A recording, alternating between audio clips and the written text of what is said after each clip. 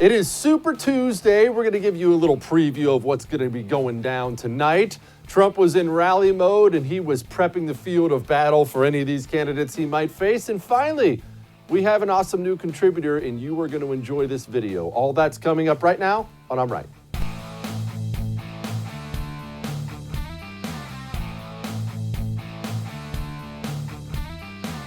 Super Tuesday night. Tonight is a big night. Why? Well, because every single state seems to be voting tonight. That's a little bit of an exaggeration, but lots of states vote tonight. And tonight is the night where you finally start to see the field shake out. Usually, whether it be a GOP primary or a Democrat primary, tonight is the night where you're going to get some answers. That's the traditional way of thinking. However, you can pretty much toss that out the window after tonight because we know where we're at right now. And the truth is we're just going to be in that same place tomorrow morning, only a lot more of it. We're going to have Bernie Sanders probably still in the lead.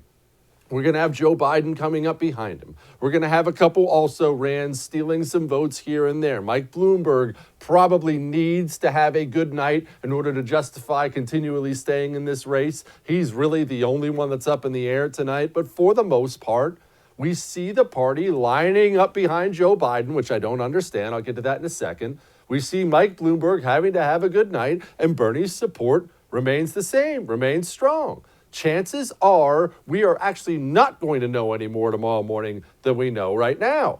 However, I have been wrong before. I know it's extremely rare. That's why we called the show I'm Right, but I have been wrong before. There is a chance somebody shocks the world tonight. There's a chance Bernie blows everybody's doors off. Not likely, especially given now Biden is polling in some of these places, but Bernie's polling really well in delegate-rich Texas. So look, who knows? But here's the truth of the matter, people. The party is preparing to screw Bernie again. Now, we can laugh about that. Trump is clearly needling the Bernie people about that all the time when he talks about how the DNC is going to screw him. But they are going to screw him. That's why they changed the rules during the last debate to allow Mike Bloomberg in. That's why, miraculously, just out of the goodness of their hearts, Amy Klobuchar and Pete Buttigieg both drop out within hours of each other and both choose to back Joe Biden. Beto O'Rourke, you remember the also ran. He also chose to back Joe Biden. And on this Beto O'Rourke, Joe Biden thing, Joe Biden is terrible at this. Let's just be honest. It's a very strange candidate for the DNC to rally behind and say, this is our guy. And that's what they're doing because Joe Biden sucks. And if you're going to have anybody on the stage with you, it's one thing to accept Beto O'Rourke's endorsement. It's another thing entirely to say this. I want to make something clear. I'm going to guarantee you this is not the last year seeing this guy. You're going to take care of the gun problem with me. You're going to be the one who leads this effort. I'm counting on you. I'm counting on you. We need you badly. The state needs you. The country needs you. You're the best. Thank you, thank you, thank you. Audio wasn't the best there, so in case you couldn't hear that, that was Joe Biden standing on stage saying to Beto O'Rourke, quote, "You're going to take care of the gun problem for me." I'm not sure there's a candidate in the history of running for president who's ever said anything less popular about his plans for guns than when Beto O'Rourke famously said this. Hell yes, we're going to take your AR-15, your AK-47. We're not going to allow it to be used against our fellow Americans anymore. Yeah, see, that plays really well, as you can hear, with the nutballs that show up to a Democratic debate. With the normal Americans that you need to win general elections, they're horrified by that kind of talk. So you can accept Beto's, endorsement all you want. Don't choose to ride him on the issue that he was the worst about. What are you thinking? Look, let's be honest. Joe Biden sucks. I'm amazed. I am absolutely amazed that the powers that be in the Democratic Party have chosen Joe Biden as the one they're going to back. Here he is with all men, women created equal. He doesn't know the words. We hold these truths to be self-evident. All men and women created by you know the thing. What? Everybody knows that. But don't give me. Joe Biden's excited about Super Thursday. Look, tomorrow's Super Tuesday, and I want to thank you all I tell you what, I'm rushing ahead, aren't I? It's just, we're going to get to experience this clear until next November if they give this guy the nomination. I'm blown away. I'm absolutely blown away. How can you think that this is good? Here's Joe Biden when he's talking to a voter who's been doing well under Trump. By the way, how many of you did really well with that $1.9 trillion tax cut that increased? Really good shape, right? Really changed your, well, you did. Well, that's good. I'm glad to see you're doing well already. And I'm good. But guess what? If you elect me, you're not going to have your taxes are going to be raised, not cut, if you benefit from that. That's not a winner of a campaign message. Bernie may be getting a little bit wiser in his ancient years. You see, Bernie Sanders is famous for not working with anybody. Bernie Sanders is a true commie believer. He believes in what he believes. He believes it all the way. That's why Hillary Clinton came out and flat out said everybody on the Hill hates him. I will tell you, all the people I know on the Hill, they all echoed that. That wasn't Hillary just being Hillary. Nobody likes Bernie Sanders. He won't work with anybody. So Bernie, as he watches Pete Buttigieg and Amy Klobuchar drop out of the race, finally chooses, although a little bit too little too late, finally chooses to extend a hand to their supporters. And tonight, I want to open the door to Amy's supporters, to Pete's supporters.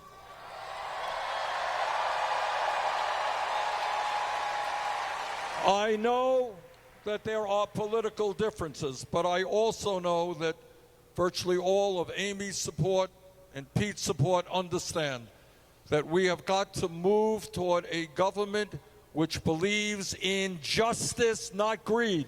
So to all of Amy and Pete's millions of supporters, the door is open. Come on in. This is the problem with Bernie. You see, he's extending a hand there, but his supporters, you remember how we always talk about on the show about how the Democrat Party has become the intolerant party? You have to believe in this, or this, or they will rip you to shreds. They tear apart their own people. Bernie Sanders supporters, they're terrible at that. There's a reason Bernie Sanders supporters are overwhelmingly the most violent supporters in the country. Look, they tried to assassinate a GOP congressman. They're constantly out there spewing hate online, so much so that the other Democrat candidates for office have complained repeatedly about Bernie's supporters. Bernie's supporters are not very welcoming. Bernie's supporters have been caught on those Project Veritas undercover cameras talking about how they're going to burn down Milwaukee if they take away the nomination from Bernie. They have a big tent problem in the Democrat Party, and nobody has a big tent problem worse than Bernie Sanders, and that's one of the many things that likely doom him to get the nomination. And even if he does manage to get it, it's probably the thing that dooms him the most in the general election. Even if you hate Trump, even if you're considering it, there's such a turnoff. Who wants to join a movement where you're getting screamed at all the time by a woman with hairy armpits? And the Democrats, they know they're in trouble. They know that Joe Biden is not exactly the savior and he's the only horse they have to ride. And that's why they're so defensive about their primary process. Here's Donna Brazile kind of being mean to somebody. So, Ronna, go to hell. This is not about, go to hell. I'm tired of it, Ed. We're not trying to prevent anyone from becoming the nominee. If you have the delegates and win, you will win. This notion that somehow or another Democrats are out there trying to put hurdles or roadblocks before one candidate, that's stupid. I know what's going on. They are scared of Democrats coming together to defeat Donald Trump. They need to be focusing on what we're focusing on, the Democratic Party, and that is preventing foreign interference in our elections. Stop using Russian talking points, Madam Chairwoman. Well, there's an old saying in law that if you have the truth, you pound the truth. If you have the facts, you pound the facts. And if you don't have anything, you pound the table. What you just witnessed right there is somebody pounding the table. And you have to admire the guts it takes to sit up there and blame Russia or something like that for someone who leaked the debate questions to Hillary Clinton before the debate. Gosh. Well, The coronavirus is still spreading out there. It's very serious. And one thing's for sure, after witnessing this video of Mike Bloomberg eating some community food and coffee backstage, he is clearly not a man we can rely on to do any kind of preventative maintenance for the disease. You see him picking apart some pizza and then licking his fingers like some kind of caveman, at which point he then reaches back and begins touching the community food again. Excuse me, we're going to take a brief break while I go vomit. We'll come right back. We'll talk to Sarah Gonzalez. All of that may have made you uncomfortable, but I'm right.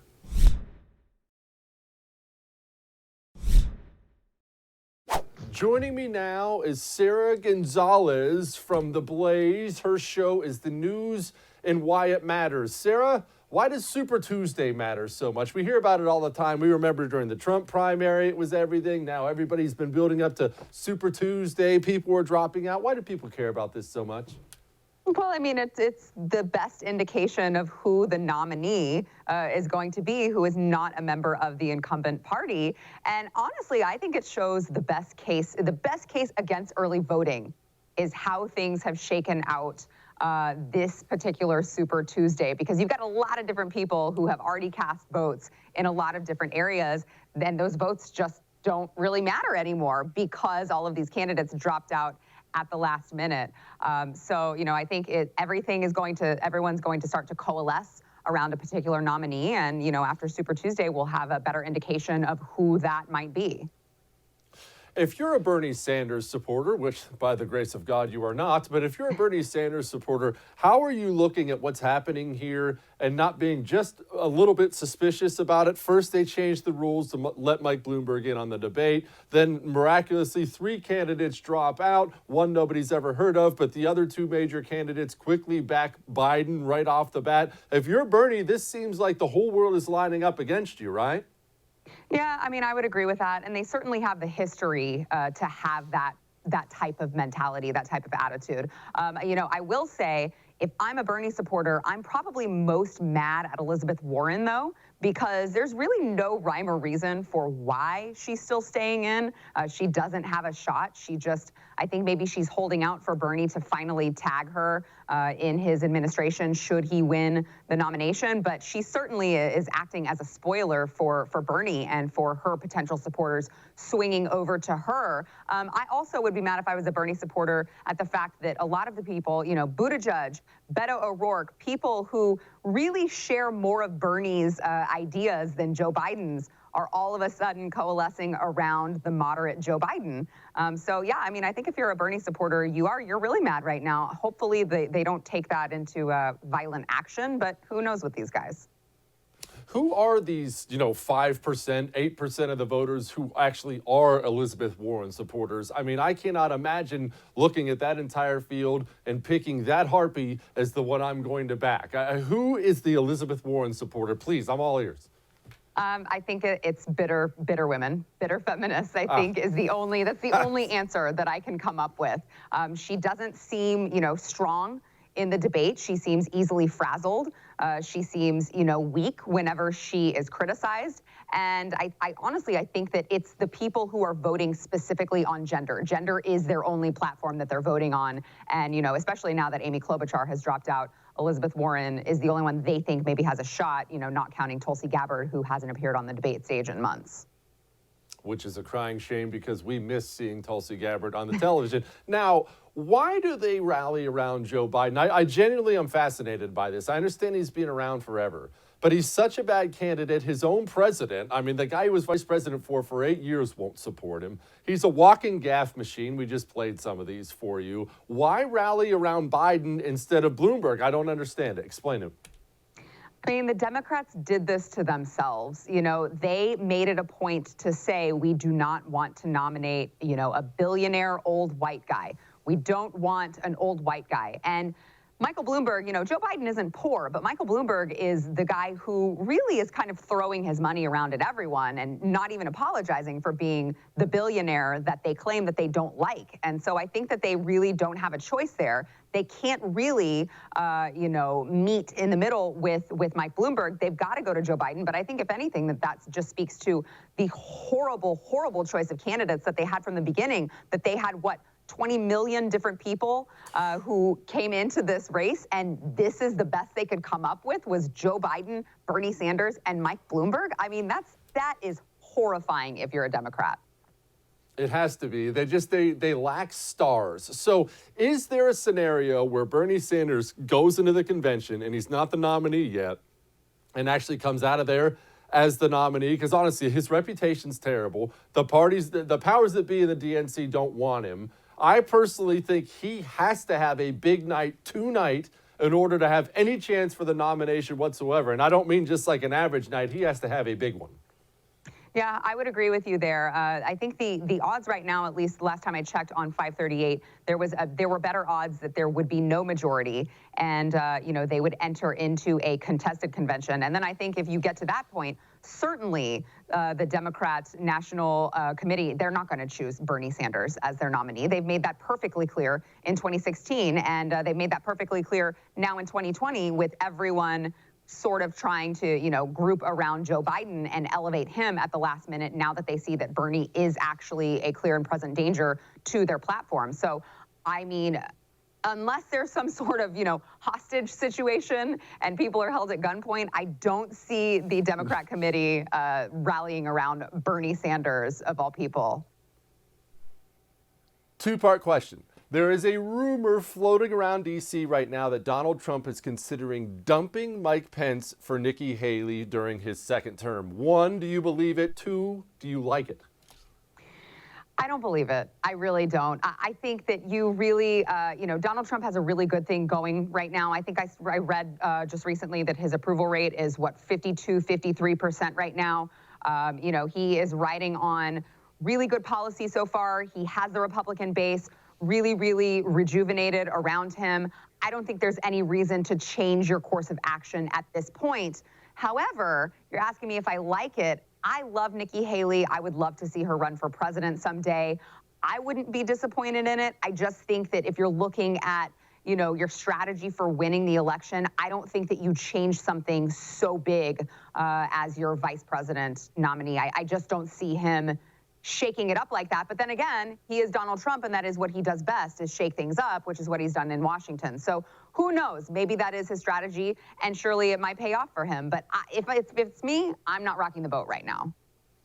Yes, and I don't think we need Nikki Haley one heartbeat away from the presidency, but that's just me. Sarah Gonzalez of The News and Why It Matters on Blaze. Thank you, Sarah, for giving us some time today.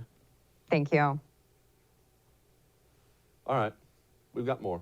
Hang on.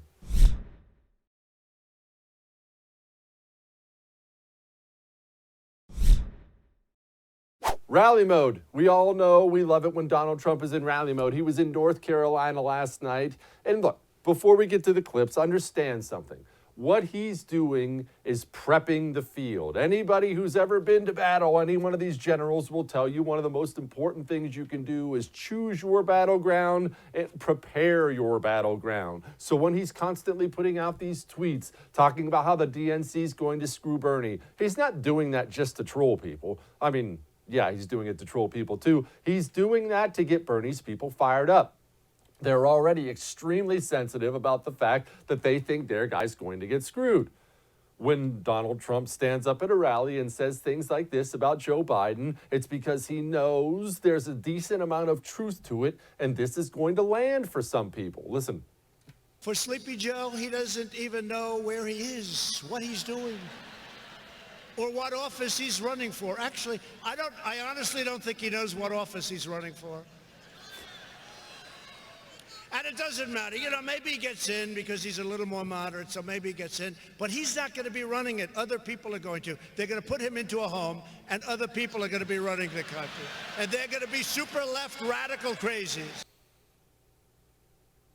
That's true.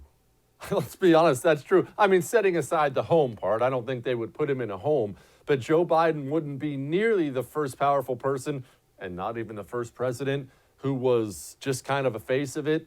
Look, I don't know whether what we see out of Joe Biden every day now, I don't know whether that's just Joe Biden. He has been a walking gaffe machine his whole life, or if there's actually something wrong. And to be honest with you, as much fun as we have, I wouldn't poke fun at him for that. Maybe there is something wrong. I'm not a doctor, I'm not a psychologist, but I will tell you, it does matter to voters. Even though voters won't admit it all the time, it does matter. When Hillary Clinton was coughing all the time during her presidential run, it mattered.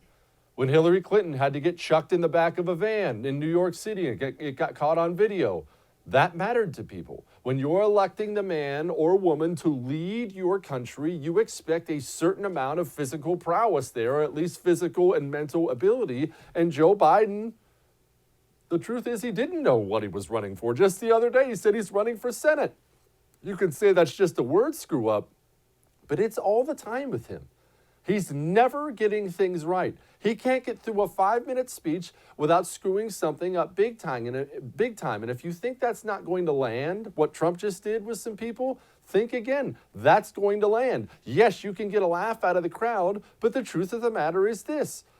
You are going to win the presidency if you're Joe Biden by virtually, mind you, knocking on the door of a Rust Belt swing voter who voted for Obama twice and then turned around and voted for Trump. And this person is going to answer the door, and you're Joe Biden and have to convince this person why they should switch from this great economy we have and vote for you.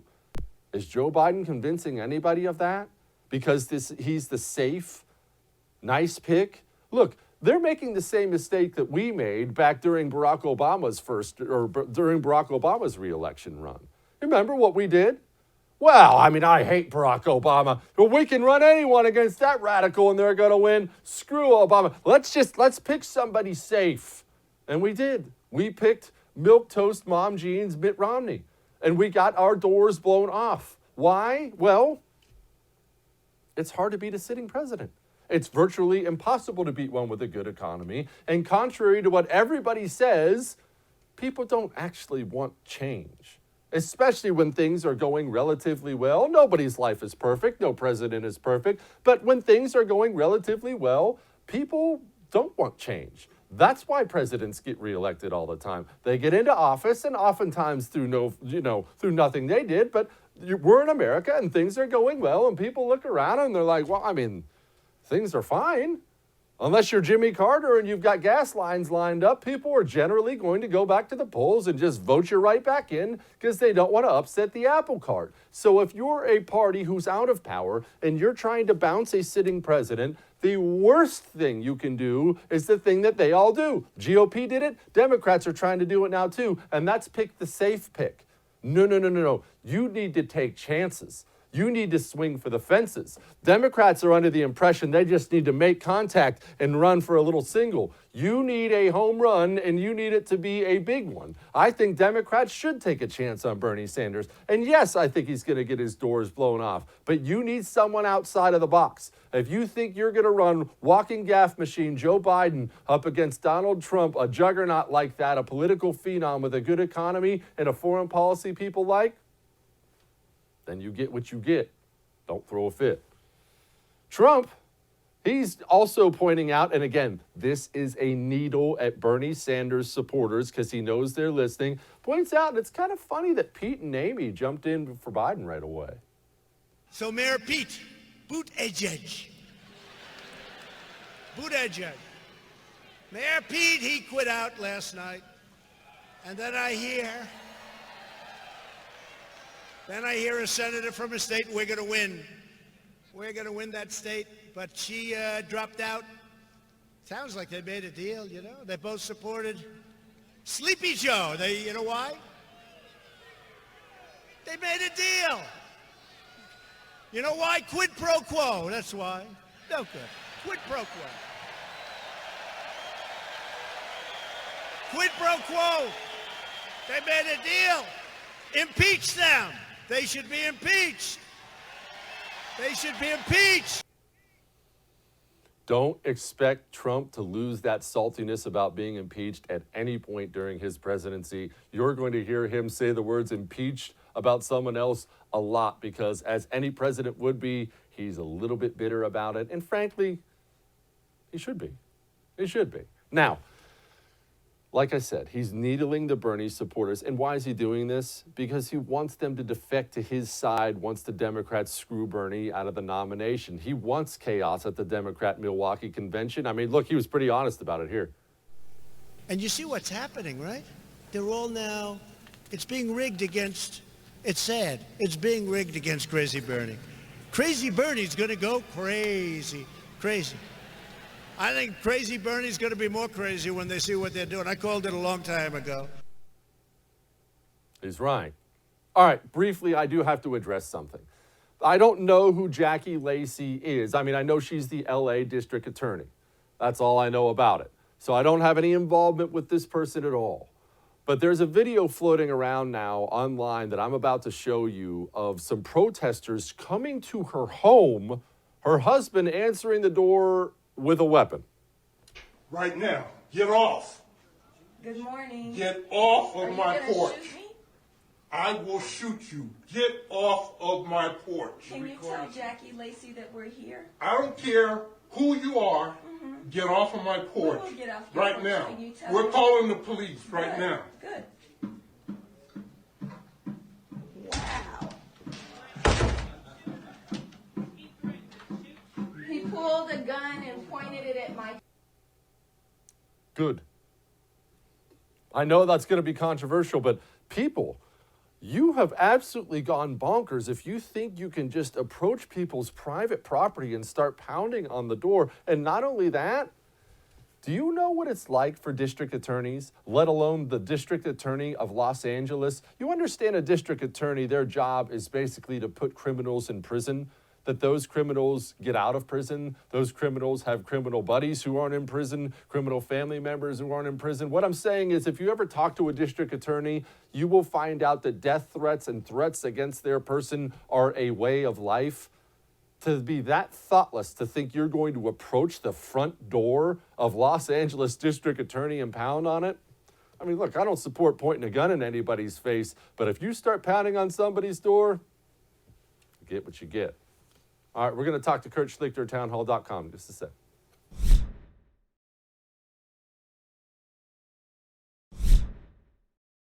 Joining me now, my buddy, townhall.com columnist and author and Army veteran and all-around stud, Kurt Schlichter. Kurt, what are we going to see tonight as all these results come in? I argued that we're not going to have really any more clarification probably tomorrow than we are tonight on the state of the race because we're just going to have a lot more delegates that are divvied out the same way.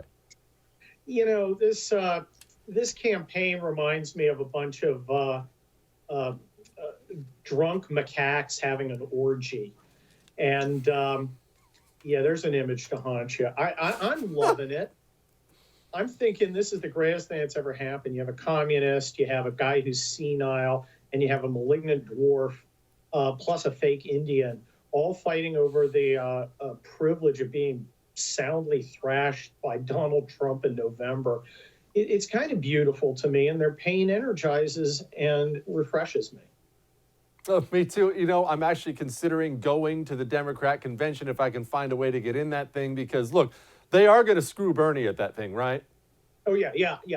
Bernie's going to win it fair and square, which is ironic because this will be the first and last time a communist ever, communists have won elections and then no more.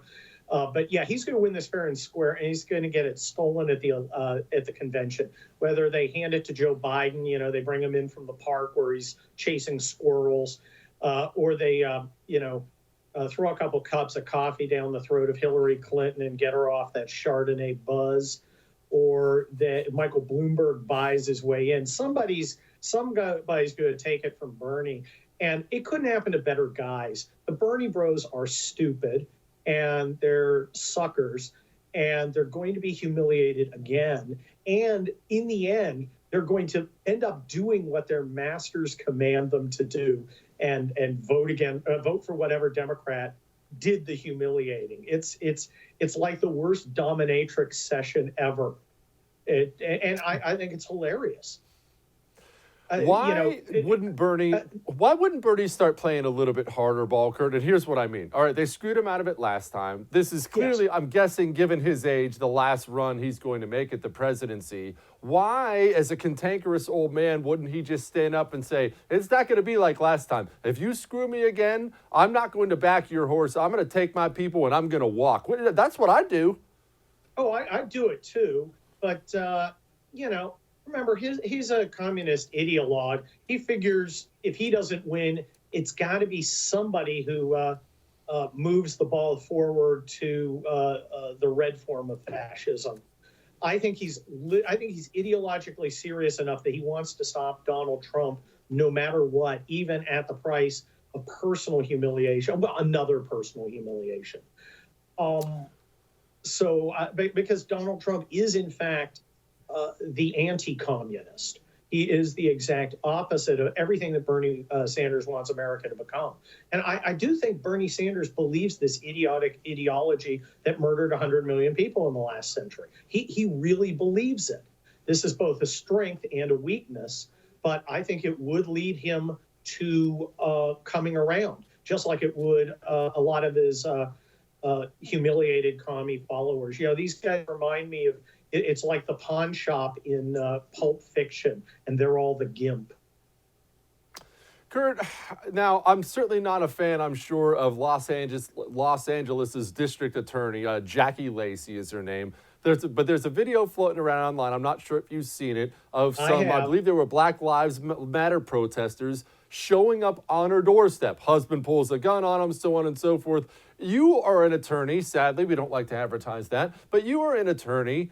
Can you explain what kind of process these district attorneys go through as far as threats? I tried to do so in the last segment. These people get death threats all the time. Don't show up on somebody's porch, man. Well, look, there's nobody who's right here. But the simple fact is, when you're carrying a firearm, first of all, don't put your finger in the trigger unless you're planning to shoot somebody. Look, you were a Marine. I was Army. I've got no problem with violence when it's appropriate. But, guns are a serious matter. This guy's looking like a fool. These guys are pounding on his door. Yeah, it's ugly. That's one where you call the cops. Now, if they were breaking inside his house, I think we'd have a completely different story. But this was unnecessary. And I look at things like a lawyer. How am I going to explain it to 12 normal people who didn't get off of jury duty? And frankly, a lot of people are going to go, well, did he really need to do that? Now, did he have some moral right to? Were the Black Lives Matters guys complete idiots? Were they a potential, if not an imminent threat? That all might be true. But, I prefer to keep people out of problems. And if you can avoid a problem, you avoid it. And when you're pointing guns at people, by definition, there is a problem. You better have a good reason that 12 people are going to go, yeah, I'd be pointing a gun at him too. So I would suggest, and he didn't look particularly well trained on this thing. Again, he had his finger in the trigger. He's pointing around one-handed. It's just, guns are a serious matter. We take weapons seriously because we're Second Amendment advocates. And I wouldn't, and I strongly suggest that people use deadly force as a last resort where there is no question that's what you need to do. Kurt Schlichter, townhall.com. Go buy his books. I appreciate you, my brother. See you, man. We have a new contributor on the first, and she's awesome, and you're going to want to stick around for this. Hang on.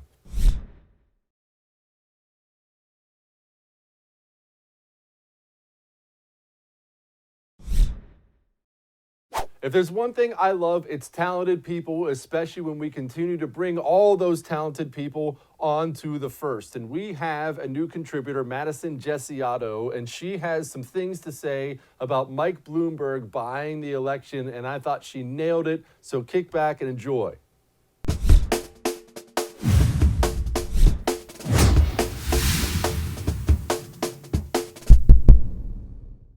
Hey everyone, it's Madison Gessiotto. Okay, so I have one question for you. Can you buy an election? Michael Bloomberg seems to think so. I don't know if you've seen his advertising dollars spent, but I have, and they're astronomically high. Bloomberg has now spent over $450 million in advertising, and we're not even halfway through the primaries. This is incredible, and it's like nothing we've ever seen before. You look back to Obama's presidential campaign in 2012, and he spent, I think, a little bit over $330 million on advertising. President Trump, as you know, barely spent $500 million in total on everything and won the 2016 election. So Bloomberg is someone, who has close to a $60 billion net worth. The possibilities are endless when it comes to what he could spend. But the reality is that no matter what he spends, I don't think he can buy the election. And I don't think it's going to change the fact that he has engaged in racist acts, not only through his policies, but through his words. And this is something that's simply not okay. Bloomberg is racist was trending, and I'm not someone who's quick to jump on these hashtags and say, oh yeah, this person's a racist just because I saw it on Twitter. We see a lot of people do that, and they're quick to judge without doing the research themselves. So I went and I did the research myself. And what I found, I wasn't too happy with. First of all, you hear Bloomberg talking a lot and a lot of people attacking him on stop and frisk. He claims that he inherited this policy. Sure, he inherited the policy, but guess what? Stop and frisk increased 7-fold under Bloomberg's tenure. You know how many people in New York City were stopped and frisked during his tenure? 5 million. Many of them were Black and Hispanic Americans. And if the policy isn't enough, let's talk about his words. And many of you have seen these videos. 95% of murder victims fit one MO. You can just take the description, Xerox it, and pass it out to all the cops. They're male minorities. That's Bloomberg himself saying that. And he continues on in another video to say Black and Latino males don't know how to behave in the workplace. He says that they don't have any prospects. Well, geez, what about white males? What about Asian males? There are many people who might not have prospects, but guess what Bloomberg's really forgetting? That while he was busy worried about sugary drinks and Slurpees, the reason many of these people didn't have any prospects is because of the liberal policies that Bloomberg himself enacted in New York City. We've seen it all across the country. So Bloomberg is gonna have to continue to face the choices he made as mayor of New York as he runs for president. All the money in the world isn't gonna change the fact that he said these things, that he's done these things. And as being someone from Ohio, don't get me started on his comments about farmers, talking about, oh, farmers can't have high IQs. You don't need a high IQ to be a farmer. That's simply not true. Bloomberg, you're gonna lose no matter how much money you spend.